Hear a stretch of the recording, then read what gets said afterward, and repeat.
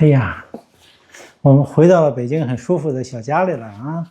今天聊聊我啊，我是实际上在镜头后边啊，我现在还行啊，我是坐着，不是躺在病床上啊，我没问题啊，我只不过是今天不出面了。谢谢很多网友的留言啊，然后很多的关心，还有很多网友呢私信了我们很多的有价值的信息啊。这集完了以后，我觉得可以整理一下，拿出来跟大家分享。继续讲啊，我们台湾的就医的经历啊，我们的真实体验，我们给大家的建议。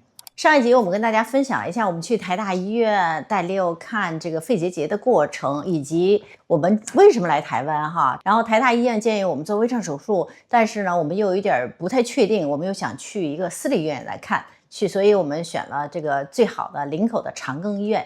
我现在代表大家来提问哈，就是为什么你们折腾了半天啊，到台湾来看病，理解啊，这是 second opinion 是吧，或者 third opinion 是吧？但是为什么这有一家不就行了吗？怎么又跑到长庚来了？哎，对，我们去长庚呢，当时我觉得有3个原因吧。我现在想来哈，第一呢，我们觉得这个肺结节毕竟不是一个小手术。我有一个医生的朋友哈，曾经就给我讲，就是说这个肺部啊，它不像你腿上或胳膊上一个什么这个硬的肌肉，你随便挖掉一块，对其他的周围没有太多影响。但是肺跟这些硬的组织是很不一样的，它有很多的肺泡，所以这个手术不是个小手术。我们就是想能不做尽量不做，所以我就想找一个看看更贵的这种的私立医院是不是有更高的招。第二呢，就是说如果所有医生都说就应该做的话哈，那我们肯定要想找最好的医生做。我有原来台湾籍的这个在美国的邻居哈，他们就跟我说，哎，听说林口长庚医院有一个特别有名的胸外科医生做这个肺结节特别有名，所以我们也有点奔着这个医生来的。第三点呢，就是说联系长庚医院哈，跟那个台大有点不一样，不是当时去的，因为我发现长庚医院的网上呢，它有个微信号，这点挺好啊。那个我们后来就想抱着试试的心情，就给他们发了一个，结果后来还真有人就给我回了微信说，哎，你们到底是想看哪个医生？我们可以帮你预约啊，当然是包括一些费用。我说那没问题。然后我就说了那个医生的名字哈，我当时还想，哎呀，我可能也不一定真能找着这么著名的医生在我们的这个时间段里头哈。我说其他医生也可以，但是人家还真给我们预约好了，我们就如约而来。就是我们在长庚转了一圈，长庚当然名声在外了啊。咱们自己的在长庚的体验是什么？我觉得长庚医院首先呢，就是对于外国人来说特别友好，因为他们有这么一个国际部，就专门联系国外的。或者通过各种的媒体啊，其中就包括微信啊。自从我们跟微信之上联系以后，他们就成立了个微信群，把我们俩都放在里头。然后他们还有几个不同的人，他们专门指定了一个专门负责我们这个 case 的人，叫 case manager 啊。所以他就跟我们随时联系，哎，预约什么时候，你们几点能不能来？所以等到我们到这个时候来了以后呢，他们就特别好，有个人一直带着我们，从挂号啊。到看医生啊，做一些检查呀，做 CT 啊或干嘛的，就一直跟着我们，非常友好。而且有了国际部呢，他多收了一点点钱，这个税后多少钱，我们跟大家说，就是说多收了这一点点，提供了更好的能够定制的服务。可以说定制服务，但实际上我觉得就是一个陪诊员。我在那个长庚的那个国际部那个接待室里，那接待室相对说也比较豪华一点。我们在那等的时候，我看到有菲律宾的。有一个东南亚的很多其他国家的病人到这来看病，是不是啊？这就是说嘛，就是它更加友好，给人感觉好像台大医院就是台大医院主要针对的是老百姓，我觉得是当地人。长庚就是更国际化一点，它那个国际部那个上面就有一个广告，就是说它欢迎世界各地人来这儿看病。而且呢，长庚呢确实也是更国际化的一个体系。中国的厦门还有一家医院呢，在北京也有，但是北京那个基本上是当地经营，中国经营的。作为外国人，医院多花那1000来块钱，就是能够提供更加个性化。我要找哪个医生，我要怎么看，是吧？这个东西你都摸不清妙门，他能帮你办这个事情。对，但是我跟你说，这个可不是只光多交1000块钱，你所有的地方都是按国际的收费标准来的，都是叫 VIP。挂号 VIP 的这种东西，好多东西跟当地人的有医保的是不一个价钱的。啊，看病医生怎么样？我感觉那个医生好像有点猛。对呀，我觉得就是说长庚啊，总的设施什么挺好，国际部也让我们非常的舒服啊。我们精心挑选这个医生，我觉得吧，可能就是艺高的人总是都是这么牛啊，就是那种都爱答不理的那种的啊。然后呢，时间也特别急促的，他跟我们先说了几分钟以后啊，就是说，哎，你去做 CT 吧。我问点问题，他就说这都是专业问题，等以后你做手术的时候我再跟你讲，我现在没工夫跟你讲。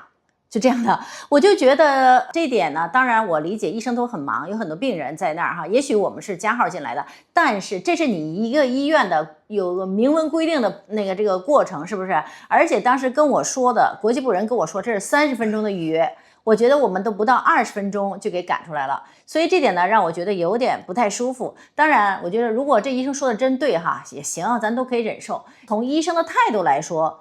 感觉不如台大的那么友好。台大那医院那个医生非常客气，跟我们讲的很详细。但我就说嘛，我当时去见这个医生，你说是最好的顶级的医生，我就有一种预感，这个医生可能不是太客气。这个全世界都是一样的，这也不是台湾的问题，因为他经历的更疑难病症多了，像我们这都是小 case， 他认为都不值一说，有的时候。OK， 好，还有吗？其他体验？第3个体验就是说，这长庚医院确实比台大的收费要贵很多。对，现在讲一下价钱吧。我们在这个长庚医院最后呢，因为做了一个新的 CT， 当然这个不是说像台大说开的那个 CT 哈，那个 CT 当然是说6000多块钱哈，因为那个呢是没有对照，不是 contrast， 只是普通的 CT 啊，所以这个 CT 更贵，我们是可以理解的哈。这个主要的大头这次收费就是这个 CT 是10285新台币，就是一个 CT， 然后加上它的显影剂又是1560多块钱，所以总共是11700多新台币，就是做 CT 用的。那边的医生呢是医生费是几百块钱，这个医生费一下就是2000。所以我就是说呢，有可能他对有健保卡的人可能是一个价，但是对我们就不是一个价，你知道吧？所以你外国人来看哈，你不光是给国际部要多交1000块钱，其他各项费用肯定都高，因为我们都是自费的嘛。我觉得这个是可以理解的啊。听起来这个数老大呢，是吧？1万多了，实际上合美元估计也就300美元不到的。对，所以这次呢，在长庚医院我们去了2次嘛哈，就是说第一次去看完了，然后做 CT， 过了1个礼拜以后，又去医生那儿看结果啊。这整个花费下来是16056，就相当于535美元。给大家透露一下，这个给我们报了300多美元。对，所以我们保险公司呢，可能有的我听说是挂号费不给报哈，有些不给报，有些是不给报的，还有 deductible， 对，还有 deductible， 反正总而言之，就是说报了60%-70%这样子，对，反正也差不多吧。我们觉得这个费用还是可以接受的哈，可以接受。跟美国比简直是太便宜了，但是老实说跟北京啊，在北京做一个 CT 你都不可思议，你知道多少钱？北京的 CT 呢，就是便宜的让我们都很惊讶哈，183。就是你想一想，在北京你出去剪一个头发都得120。那你最后的结论是什么？你准备在哪儿做呀？这个手术？对，我们也很感谢啊，很多网友哈，尤其是很多在地的网友留言说，台大医生都是很棒的，每个医生都很棒，不需要找有名的。长庚医院也是很好，只要在台湾做都很棒的哈，这个手术都很成熟。我们为什么没做长庚做哈？你知道，其实长庚医院做完的结果，医生说，哇，你这肿瘤长大了啊，你需要赶快做了。但是呢，我不能给你马上安排，得安排2个月之后。当时我们俩吓得够呛，就是说，他说已经是12毫米了哈。那我说，长得这么快呀哈。然后我们就是说，那行吧。然后他反正也不能马上安排哈，所以我们就说，我们先回家想一想啊。回酒店以后吧，其实我当时就有一点想法是说，这个跟我们在美国医生的经历有点不太一样。当时你记着吗？咱们在加州那个做1年跟踪的时候，你做那 CT， 医生大老远打电话就跟咱俩就说了，警告你们啊，你们现在已经11毫米了，对不对？咱俩在路上的时候，等到马里兰，我们赶快找了一个肺科的专家，那个医生非常负责任，花了好几个小时，把我们24年做的那个 CT 和后来在加州做的 CT， 不同的医疗系统啊，不同的保险公司啊，不同的医院哈，那数据很难整合在一起，他就调出来原始的影像资料，然后他自己对比，他说，我看加州这个不是11毫米，跟原来没有变化，还是9毫米，误差范围。所以对，就是都在这误差范围里的，所以你们那个放心啊，该回国归国，该旅游旅游啊，过或者半年或者1年再去复查一次 CT 就行了。这就是那个马里兰那专家跟我说的。我觉得这个医生的态度是特别可取的。但是长庚这医院让我有点不太相信的原因，就是说他没有之前任何的 CT 片子去对比，他没有看以前，他只是这么一点的值，对吧？当然他是依靠这个 radiologist 这给他的结果哈，他这么说。但是呢，我当时就有个犹豫，像一些结节呀，一些病，我们主要是看它的发展变化。如果它没有变化很快的话，其实能不做手术的时候，很多人都跟一些疾病共存呢，对吧？所以我就觉得不是特别的想在这儿做。对，其实当时我们在台湾台大医院完了以后，我们就决定在台湾做手术了。我记得我们都怎么来弄了一个当地的电话号码，准备在这儿以对啊，就买了一个电话号码呢，都买了一个当地电话号码，都准备开始在这儿安营扎寨了，是吧？准备做手术了。但是看了2家以后，反而就不想做了，为什么？一个是我刚才说的，就是说呢，觉得的这个医生呢没有之前的影像资料去对比，当然可能也可以做，但是我的想法是，不是非要必要马上做就不做。而且呢，我也讲一下我有一些朋友的经历哈。很多人是说了，哎，我做几年对我没什么影响，但是我们有一个很熟悉的医生朋友，他找了当地就是全国中国特别好的一个医生给他做手术肺结节，做完了以后对他的生活质量，他是说有时候呼吸就不行，还是影响，所以还是有可能有很多副作用。他以前是个潜水，我给大家交代一下，他以前是个潜水爱好者。他说找了个名医，反而有一些不尽如人意。那个在做手术的过程里边，出了点小问题。他做完手术以后，竟然是微创手术啊，竟然就不能够再潜水了。他说那个走路也有点喘。就是亚洲，包括北京，我们一开始看几家医院，都倾向于这个主动的通过手术来解决这个问题。他认为切了就切了，你就解决这个问题了。好像这个跟美国是完全不一样的。对，但是我们当时觉得呢，美国呢，因为有保险公司的事情啊，利益问题，对不对？有保险公司成本问题，所以他们经常就会拖到很晚，到很大了，就可能错过了这个时间。所以美国的我们也不是特别相信啊。但是我们不在台湾做的，其实我觉得最重要的一个原因是什么呢？因为我听很多人说，做完手术以后你需要复查，有可能有漏气啊、感染啊，会有其他并发症。那个时候，如果我们做完了以后，我们才能在台湾待多长时间呀？我不可能每次发生一些问题，我还飞回台湾来去找这个医生，有个随访的问题，这就不太现实，对吧？所以呢，就是因为这是一个主要的原因，最后我们决定，我们还是回北京哈，跟那个家里人再商量上这个事儿。这幸亏我们还是最后决定再拖一拖，你不觉得吗？回到了北京以后，又发生了很大的转变。对了，我们到北京以后吧，这又是一个反转啊！在北京，我们都想好了哈，就是说，因为家在这儿，我老爸在这儿哈，我也能照顾六，也能照顾我老爸哈，所以我说，如果你做手术，就在北京做吧哈。我就开始找北京最好的医院，不是协和医院吗？我就天天在手机上刷。但是我跟你讲啊，在中国看病这个过程啊，也有好多事情，那个可以跟大家分享一些那个经验啊。中国三甲医院多数都是在每天下午3点准时啊，3点就开始出来下边2个礼拜的号。那但是呢，通常我以前不知道啊，我就随机去上，总也挂不上号。这协和医院我最多能找的就是叫实习医生，哎，你知道吧？给我气得够呛。后来我给我一个医生朋友打电话，他就说啊，你呀得3点之前几分钟在那儿就盯着，天天跟那儿盯着。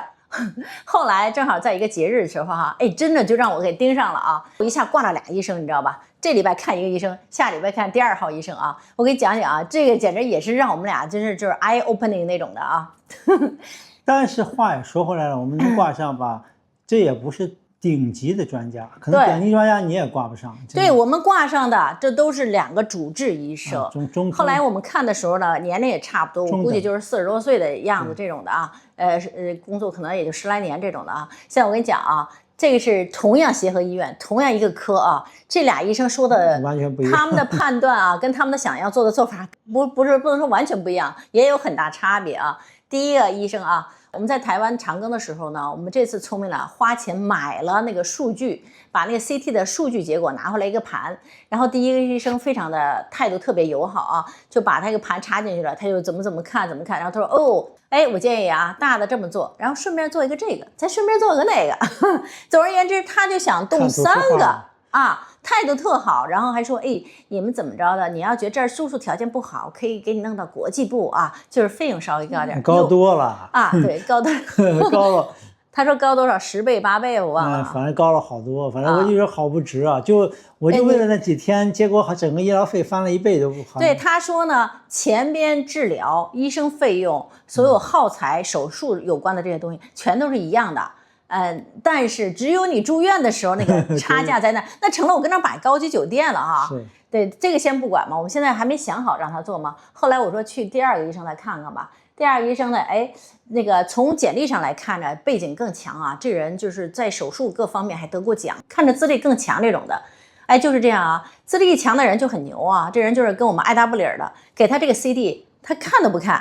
他说我看报告就行了。不，他说他的电脑上根本插不进去。他就是说瞎话嘛。那我同一个医院科室，另外一个人就插进去了，对不对？所以他就懒得弄嘛，他不弄。然后后来我还有点不高兴，因为这事啊。后来跟他简单聊聊，他说你现在这个不是医生说了吗？你这个现在也可以做，如果你要不想做，你过一阵再做也没什么了不起的，你可做可不做啊。后来我们就是那意思说我们怎么担心啊这个呢？他说那你就现在别做了，你过半年再来找我吧。对，是这样。当然他就这么说的。后来我们想，嘿，这医生，我说行好。反正至少他说了一句话，让我们俩有点放心，就是说，你不是现在必须要做，不会那么快，应该是啊。嘿，我们俩就又开始啊，该玩了是吧？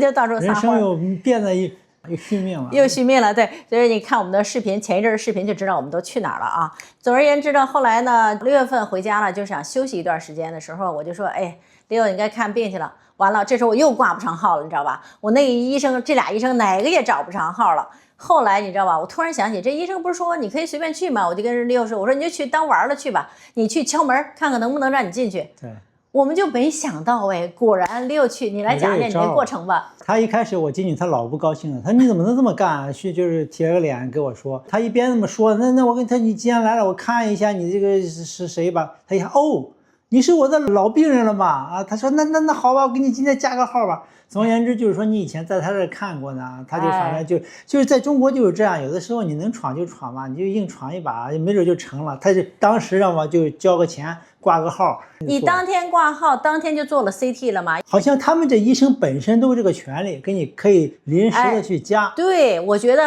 这个可能是一个中国一大特色啊。以前我们也发现的时候，到下午时候，有时候到医院去吧，很容易医生就说我给你加个号，他好像写个什么东西，你就去挂，而且你不用额外付钱，就是普通号那个钱，普通号就是普通50-60块钱。再一个呢，就是说呢，好像我跟你这必须得说，就是我以前在中国待了那么多年就隔了这么多年又回到中国，这是一大变化，中国医院的整体上倒没觉得有太大变化，这个楼啊房啊，就这个态度，医生的态度确实是好了好多，客气多了。我们这次想好了在国内看病，协和医院找了几个朋友，看看是不是要走关系，你知道吧？因为以前都说中国呀做手术要塞红包啊，什么什么拉关系啊，找这种的。我们这么多年30年没在中国待了这个关系都已经不那么熟了，是吧？就是第一是找的比较费劲，第二我就说这网上可以挂号，为什么非得要去弄那个呢？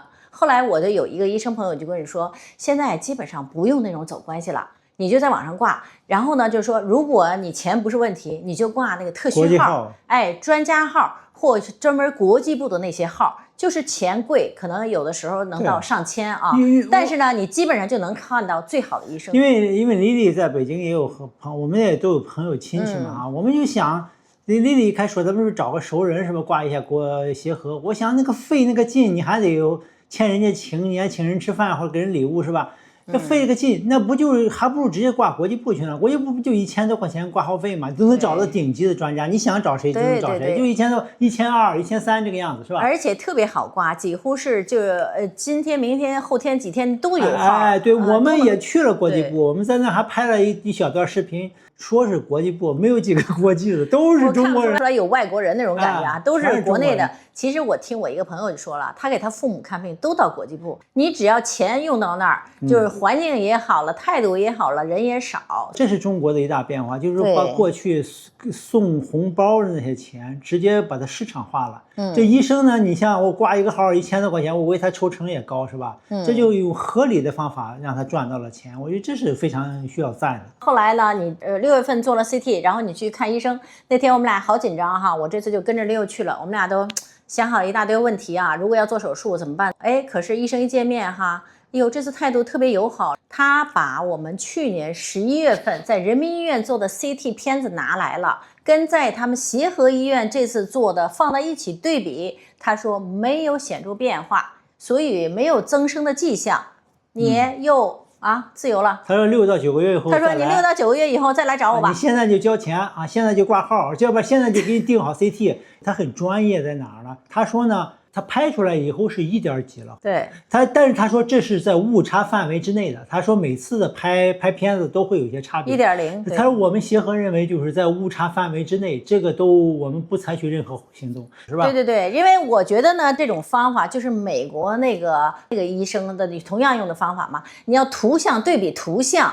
要看这个变化趋势，所以我觉得他这跟美国医生他的做法和结论和想法都是一致的。对了，所以我们比较信服。我就说嘛，现在有些人肯定就说了，哦，你们两个真是有钱啊，折腾搞医疗旅游转了那么一圈，看了那么多医生，最后还是确认了你美国最初的那种诊断，不是吗？因为前一阵我就听我的医生朋友就是说嘛，他们在上医学院的时候，一直就是说，协和医院尽量是接轨跟美国的一些标准的治疗方案。它本来就是美国人建的医院。对，最开始美国人建的嘛。我不知道是不是都是那样啊？你知道我觉得有些资料也不一定准确啊，因为我们还有一个很好心的网友啊，他给我发了一个什么，就是说协和医院出了一个什么 workflow 那种的啊，治肺结节，说怎么弄一个多学科的团队，大家怎么共同诊断，最后选择最好的什么方案。所以我当时就还跟一个医生聊这事儿，医生说哦，那就是发文章，根本是还是各看各的医生，根本没有所谓的多团队啊。但是不管怎么说，我们现在就觉得这个医生说的呢有根有据的啊，然后呢只要没有发展，这就不像是恶性肿瘤，对不对？任何肿瘤它发展会很快的。他也说了，他说就看你了，你来自己决定。他说你心里边放不下，整天想着这事，那我就给你切了，我给你约个手术，我给你做了。但是对我个人来讲，这还是在误差范围之内，你没有必要做这个事情。这你这么一说，是吧？不像人民医院就急着火了，就说你这个一定得做，不做就是恶性的了。这个他那个就真感觉有点 fishy， 就感觉是有点赚钱的意思。对，但是你协和这种说法是吧？我觉得协和医院也不愁病人呢。他不愁病人。后来我们跟亲戚又讲这个事，他们就说啊，你就想多了，协和呢。他根本不愁你这一个人，他就全国各地来看人多了去了。所以最后我们总结一下，就是我们这一大圈啊，这个2年多看这个病的经历啊，我总结一下，24年初发现这个问题，在美国看了几家医院，因为我们后来不是旅居嘛，在马里兰待过，后来又去加州嘛，然后又回马里兰，又回北卡，什么好几个地方折腾啊，看了好几个4、5个医生，我现在都记不清了啊。在中国又看了2家医院，3个医生，在台湾又看了2个医院2个医生啊，这一大圈折腾下来呢，最后呢，了美国的结论，不是光结论，就是他们的做法想法是一致的，就是说要影像对影像对比，如果没有很明显的增大趋势，就不用急着做，对吧？这真的，我觉得这个是一个很重要的我们学到的东西，就是说广而言之吧，就是说任何大的医疗决定哈，你千万不要一下子一猛的就扎下去，听某一个医生说了，你一定多征求不同医生的意见。那对，我现在再问你一个问题，如果下次就是我们的网友很多是北美的是吧，美国的，如果你要同样的问题，有必要这么折腾吗？像我们这样？这是个好问题啊！我觉得怎么说呢？我们虽然说好像是折腾，其实我们也都是在我们这个生活的范围内顺便去看个病，对不对？我们不是说为了去看病而去的台湾，是吧？我们来北京也不是说为了给驴友看病，对不对？所以我们这也就是顺道做的事情。我觉得别人不一定非模仿我们这个去做哈。我希望网友能够从我们这经历学到，就是说，任何大的医疗手术决策的时候，一定要找第2个医生、第3个医生。像美国的医疗保险一般都给你报，不仅是说第2个医生、第3个医生，至少在美国要问几家。至少在美国你要问几家。对，如果你有条件到其他国家，那我觉得像我以前说的，你真的可以考虑，因为像我们的很多网友都跟我们一样，你有这个全球的概念，你也可以去全球各个国家地区去看病。你有的时候如果觉得是哪个地方更好，为什么不去试一下？就是因为很多事情，我觉得哈，你试完了以后你就踏实了，你就放心了。你比如说你在一个地儿做完了，你就说，哎呀，我没去那个最好的地方，我就很后悔呀，是不是那地方结果不一样啊？你就没有这些烦心事。现在就是说你就在美国，你就算找个名医吧，你看了，你说你要做手术，他万一弄错了呢？这事儿，这东西这个事情太大，不能允许这种万一。这是一。再一个呢，就是说，大部分我们在美国上班的或者是 Medicare 人是不能报销国外的医疗费用的，是吧？其实有一个 alternative， 你到北京啊，你到上海啊，到国内来看一下，像我们说的，真是跟美国一比，都可以忽略不计好多费用，是吧？你看看医生。你就是国际部1000多块钱人民币是吧？就算是100来美元，就是你看个能挂上普通号，那几乎是忽略不计。做一个 CT183块钱是吧？第二点，我就说这次我们还有学到的一点呢，我也特别希望我们所有的网友都听进去，就是说你一定要每年做年检，而且做年检的时候吧，其实还有一些技巧。你说Leo这个就是说在年检的时候发现的，但是一般美国的保险是不让你去做 CT 的，不给你报的，对不对？我们为什么能够做又给报销了呢？因为Leo当时他就说整天很疲劳，又查不出任何问题。前几年其实也有过这个，跟医生说了，就没做 CT， 光做 X 光什么都没查出来，对不对？很多医疗的这个报销或干嘛的，就医生知道一些窍门的。比如说，当时医生就说：“哎，你以前是不是抽过烟呐？或者二手烟也行啊。你这样的话，就给你找点理由，有这个 risk factor 的话，就可以给你开这种处方去做了嘛。那保险就给报了。”医生的意思是说，你把自己的这个情况说严重点儿就完了。如果你说跨国 second opinion， 像我们是 ideal， 因为我们的保险的多国都可以覆盖。如果你没有这种条件，是吧？很简单，到中国去看一个中国的3甲医院的医生，让他来做 second opinion， 你的成本很低，你干嘛不做这个事情呢？再一个就是说，就刚才就丽丽讲的，美国的体检，哎，老实说，就那些很简单的，虽然保险公司是给你报了。但是美国给你免费那种体检，说实在的，这个项目是极其有限的，很多大问题查不出来，连 CT 都没有，是吧？这很简单，你回国做个 CT183块钱。我们现在又离上次体检已经1年多了哈，所以我们现在在中国这段住嘛，我们就想在中国做一下体检。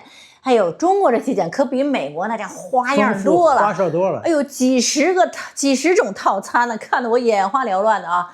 但是我们最近呢找了一些专家啊、医生啊跟我们来聊，所以我们正在整理一下，跟大家将来分享。希望大家到了一定年龄，如果你有条件，每隔1-2年最好到国内做一个体检，因为国内的体检项目很多 ，CT 好像最基本的套餐都包括了，是吧？美国几乎没有一个体检是包括 CT 的，它这还包括肛肠镜、什么胃镜，好多都包括了。然后这中国体检有中国体检的问题，美国有美国的问题，美国的问题在于很多项目没有，是吧？包括 CT 这么重要的东西它都没有。这么多年下来哈，我在美国待了20多年，就给我做胸透，就是最原始的 X 光胸透，这是美国的问题，什么也没查，就是没什么东西，你根本查不出来。你说中国的体检和美国的体检各有利弊，所以你最好是对他们都有了解，听我们下次给你总结吧。但是啊，最后我们也要说明一下，就是说虽然现在好像大概没有多大问题，但是我们后边还会继续跟踪的哈。我觉得就是说很多身体的一些病啊，我们自己最了解，就是你自己要不断的观察，然后也要听医生的话呢，去随访。不能把这事儿就忘了，觉得你就没事了。还有一点呢，我其实现在更多想的就是说，当我们现在这个周围的朋友越来越多的人得各种各样的病啊、肿瘤啊什么之类的哈，有时候我在想，就是说我们有没有什么办法，除了被动的跟着等待以外，我们是不是还有能采一些主动的方案？我们挺提倡，就是说你改善你的生活方式，其中包括怎么饮食啊，怎么锻炼啊，这些东西啊。还有的朋友给我们推荐怎么做自我按摩，有些人也治好了他的什么各种一些病啊。这个我们不是说这个一定工作，但是我觉得哈，有的时候我们检查一下自己生活里头是不是有可以改进、对自己健康更好的办法，比如说饮食啊，比如说锻炼方面，以后我们还有更多的分享。总而言之，我们这个频道要增加一些这个关于健康的东西，是吧？医疗也是旅居的一个组成部分，对，很重要的。你是生活在一个不同的地方，是吧？对，你还要到当地去看医生，是吧？其实很重要的一点 ，very positive 的一点，是吧？不管是在台湾还是在大陆，现在我们看病的经历，这些东西很大程度上能补上了美国这块短板。美国的医疗很好，但是它有它的短板。希望我们都能够活得健康快乐。